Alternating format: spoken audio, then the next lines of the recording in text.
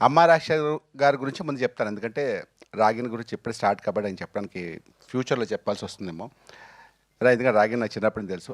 అమ్మ రాజశేఖర్ గారు ఏంటంటే ఫస్ట్ సినిమా రన్ చేస్తున్నప్పుడు దానికి ముందు ఒక సినిమా ఆయన ఒక కొరియోగ్రాఫ్ చేస్తున్నాడు. ఒక సాంగ్లో నేను చేశా. అప్పుడు చెప్పారు, అరే నీకు రణంలో మంచి వేషం ఉందిరా అని. So I was waiting. Ranam release అయిపోయింది. మాస్టర్ రణం అడిగారంటే, అరే నీ డేట్స్ లేవరా నేను అడిగాను అన్నారు. ఎవరిని అడిగారంటే మీ మేనేజర్ అడిగారు. మేనేజర్ అంటే నాకు తెలియదు అన్నారు ఆయన.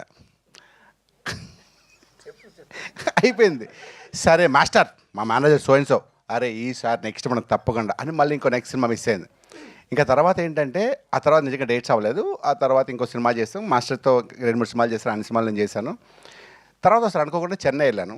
మాస్టర్ అనుకోకుండా చెన్నైలో కలిశారు. కలిసి ఈవినింగ్ 7 కలిస్తే మార్నింగ్ 5 వరకు చెన్నై మొత్తం చూపిస్తున్నారు.